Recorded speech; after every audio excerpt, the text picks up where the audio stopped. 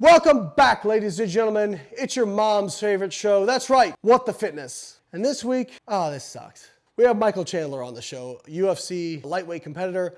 I actually am a big fan of Michael Chandler. I think he's an absolute savage. And before I go into debunking the nonsense he spouts about diet and nutrition, I just want to say yes to everyone in the comments. I'm aware that he would completely kill me and eviscerate me and do whatever he wanted to me in a physical altercation. But when it comes to science, I'm a fucking ninja.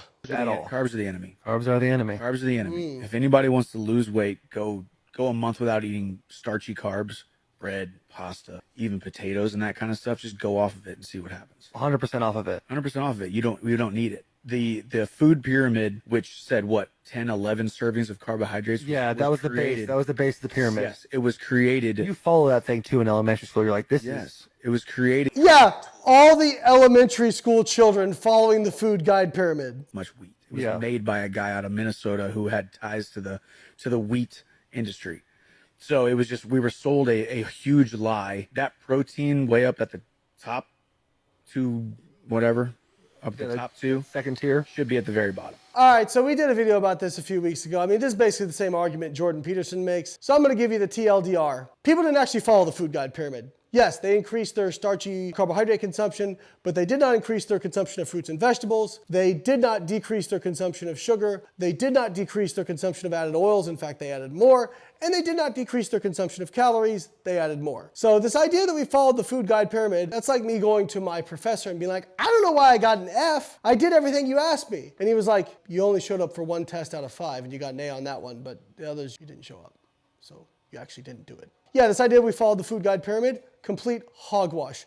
Now, Michael Chandler also says you don't need carbohydrates. That is a fact. You don't need carbohydrates. Your body can make up to about 120 grams of glucose per day with absolutely no carbohydrate consumption because you have a process called gluconeogenesis where the liver can convert non-carbohydrate substrates to glucose. That's enough to support your red blood cells and central nervous system, which are obligate glucose users. Obviously, your brain can also function on ketones, which is one of the reasons that a ketogenic diet can work because it provides a non-glucose substrate for the brain, which spares glucose for your red blood cells and central nervous system. So you don't need carbs. Who cares about need? You also only need 50 grams of protein a day. So by Mike's logic, you only need 50 grams of protein a day, therefore you should only eat 50 grams of protein per day. You don't need carbs, therefore you should not eat them. Like, this is really, really silly, faulty logic. And if we look at the human randomized control trials, where they equate calories and protein, because it's important to equate protein, and look at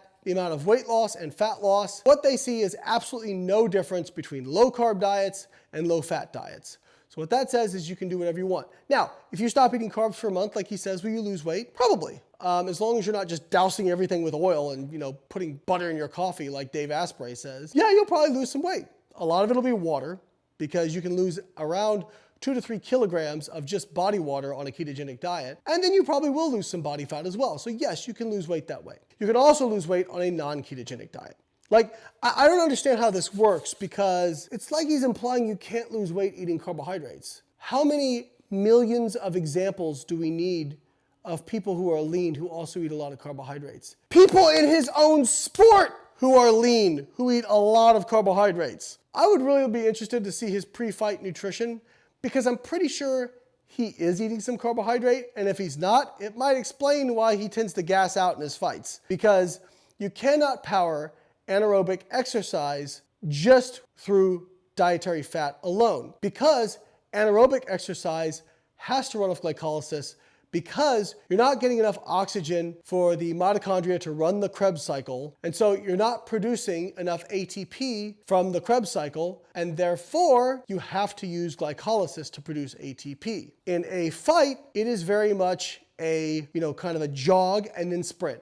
Jog and then sprint. Yes, there are times when you're just moving around where you are using aerobic exercise. But there are also brief periods of anaerobic bursts where you need to have sufficient glucose in order to power that. And they have shown in research studies that you do not perform as well during high intensity exercise, usually above 70% of your VO2 max, on a low carbohydrate diet. Again, I respect Michael Chandler, phenomenal competitor, love to watch him fight. But in this particular fight, I'm the undefeated heavyweight champ, and he's the local guy at a circuit who's been knocked out 3 times. Anyways, if you guys like the video, subscribe to the channel.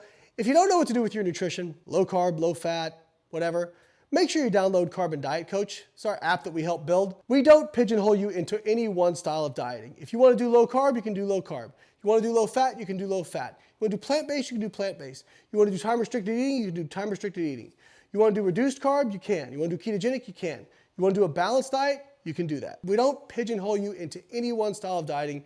You get to pick what's going to be most sustainable for you, and then we take all the guesswork out of it by telling you what to do with your macros every week. All right, guys, hope you enjoyed the video. Catch you next week.